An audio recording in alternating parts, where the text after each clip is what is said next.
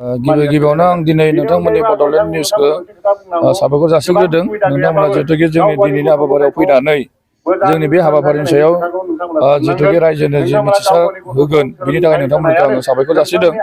दा दिनै जोङो दारागाव एफआरसिनि बेन्दोङाव थानाय रायजो राजाफोरनो जों दिनै गिबि खेबनि थाखाय जोङो 112 जन परियालनो जों माने हानि फोरमान बिलाइ होनाय जागोन आरो दिनै। बेयाव गासै दारागाव एफआरसिनि सिङाव 300नि बारा न'खर परियाला बेयाव रायजो जानानै दं आरो बेनि अनगायैबो माखासे जोंनि बायदि बायदि आफादफोराबो लाखिना दोननाय हा दं। दा बेफोरखौ नायोब्ला 300नि बारा जायो। दा बै बेलायाव दिनै जोङो बुंनांगोन जोंनि मानबेन्द्र प्रमद बर'नि दैदेननाय सरकारा जे जोंनि हा गैजारोङै बा हाग्रा बंग्रायाव थाबोनाय फरेस्ट एरियायाव थाबोनाय रायजो राजानि जि हानि समस्या हानि जि जेंना बेखौ सुफुंनो थाखाय जि लाहार फाहार खालामनानै जोंनि दिनैनि बे दारागाव होननाय एफआरसि कमिटिनोबो जि हानि फोरमान बिलाइ होबाय बेयाव आङो मानबेन्द्र प्रमद बर' बिथांखौ साबायखर जासिदों बा बिथांखौ आङो धन्यबाद होदों जे दिनै जि माने जोंनि समस्या रायजो राजानि जि समस्या बेखौ सुफुंनायाव बिथाङा जिखिनि माने खामानि मावबाय बेनि थाखाय रायजो राजाफ्राबो बिथांखौ जोबोर साबायखर होदों आरो बिथांनि सायावनो माने रायजो राजाफ्रा गोबां आखा लानानै दिनै माने रायजो राजाफ्रा बिथांनि सायाव सोनारगासिनो दं आरो जिखिनि आद्रा थानाय रायजोफोर बिनो माब्लासिमहालागै हानि फोरमानलाइखौ होगोन? दा जिखिनि आद्रा थाबावनाय बेयो माने स्क्रुटिनिं जाबाय दं। सोरनियाबा किसुमान माने डकुमेन्ट्स बिनाय बे डकुमेन्ट्सफोरखौ बिथांमोना होनो हायाखै। दा बेयाव किसुमान माने न'खरनि परियालनि माने डकुमेन्ट्सनि थाखाय किसुमाना थाथ'लांदों। बेबो जागोन बिथांमोनाबो जमा होबाय।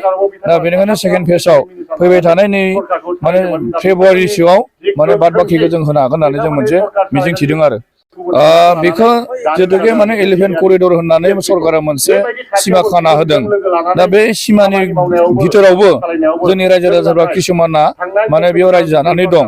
दा बेयाव सरकारा बुंनाय बायदिब्ला बे एलिफेन्ट करिडरनि सिमा खाना होनायनि सिङाव थानाय रायजो राजाफोरखौ माने सिमानि बाहेराव फैनो थाखाय खावलायदोंमोन आरो बिथांमोना थानाय हानि जायगानि सोलायै रायजो राजाफोरनो माने गुबुन जायगायाव बे दारागाव होननाय एफआरसिनि गेजेरावनो हा होनाय जादोंमोन।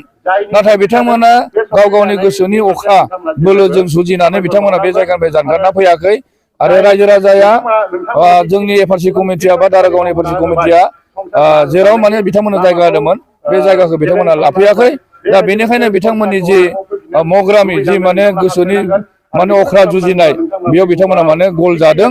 दा बेनिखायनो बेखिनि दिनै दारागाव एफआरसिनि बेन्दोङाव जिखिनि हानि फोरमान बिलाइ होनाय जागोन बा जिखिनिया एफआरसिजों हाबफानानै जिखिनि माने हानि मोनथाय मोननो जिखिनि दाबि खालामदों सरकारनियाव बा एप्लिकेसन होदों बिथांमोना गासैबो मोनजोबगोन।